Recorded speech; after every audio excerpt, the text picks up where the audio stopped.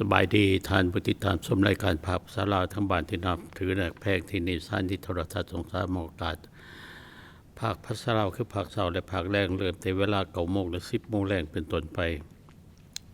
รายการนี้นะครับสุขกงขอและพนักทุกทรัพย์พวกคณะจัดการข่าวน้ำข่าวมาเสนอทานเป็นภาคภาษาลาวเพื่อให้ทานมีการเข้าอกเข้าใจเกี่ยวกับเรื่องนี้อีกด้วยอันดับต่อไปขอเชิญทานติดตามข่าวจากเขตการศึกษาของเมืองมูฟิสโบรข่าวแจ้งว่าในวันนี้ทั้งเจ้าหน้าที่ผู้อำนวยการและผู้กวดการศึกษาของเขตการศึกษาได้มีรู้สึกว่าทางการศึกษาได้มีซื้อรถเมล์คันใหม่จำนวน6คัน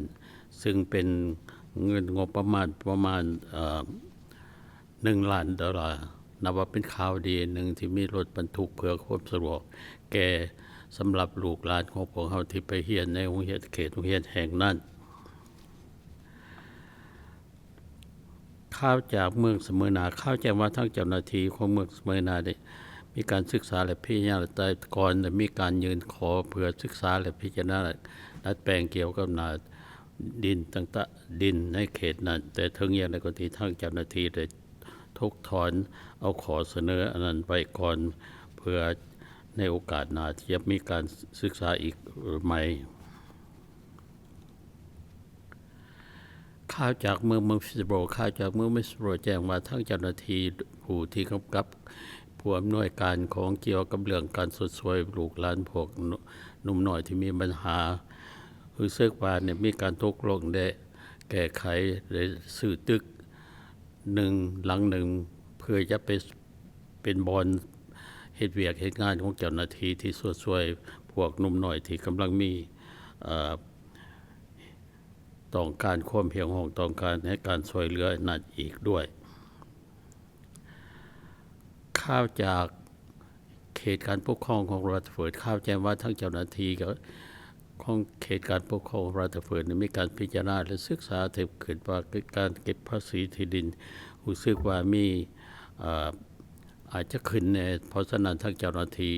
กำลังศึกษาและพิจารณาเกี่ยวกับเรื่องนี้ที่ว่าเป็นข้อเสนอหนึ่งเห็นว่าสำคัญ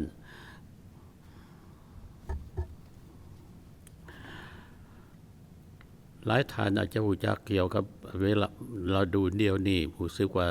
การปอนบัตรก็มีการเริ่มขึ้นแล้วนับแต่วันที่15มาจะถึงไปหอดถ่ายเดือนนี้และขอผู้ใดที่บ่ทันได้ไปปอนบัตรขอให้ใส่สิทธิ์ของตนเองไปปอนบัตรอันนี้เป็นโอกาสหนึ่งและบ่ยกขอให้มีการพลาดพลั้งข่าวจากห้องสมุดของรัฐเฟิร์ดข่าวแจ้งว่าในมมาในทางเจ้าหน้าที่มีการพิจารณาและศึกษาคัดเลือกผู้ที่อำนวยการรู้สึกว่าเห็นมีความสำคัญมีผู้4คนที่มีความสมัครและก็เห็นพร้อมว่าจะศึกษาและพิจารณากัน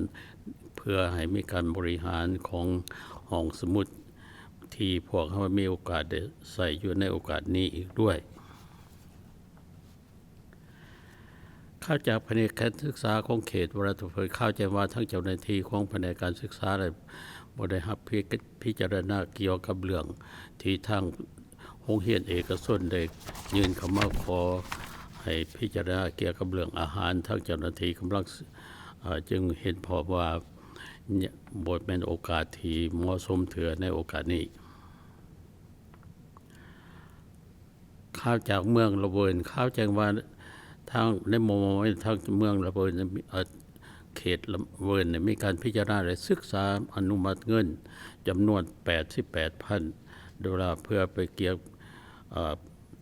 แก้ไขเกี่ยวกับเรื่องไซเบอร์ต่างๆที่ว่าทั้งพวกเขาได้เคยได้เห็นและแก้ไขปัญหาต่างๆที่เกี่ยวของในเมืองนั้นข่าวจากวัดลาภพุทธารา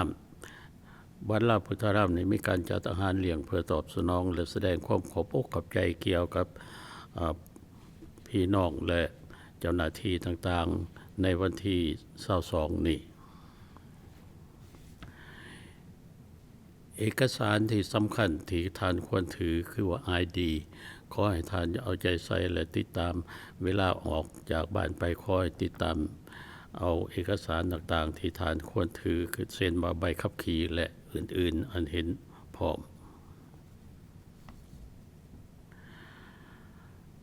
การวางแผนฉลองบุญปีใหม่ของบัดลาพุทธรามมือฟิสโบรได้การใส่ในถ่ายเดือนเมษวันที่22 23 24ยังขอประกาศข่าวให้ทานผู้ที่มีคนสนใจวางแผนจะมาเที่ยว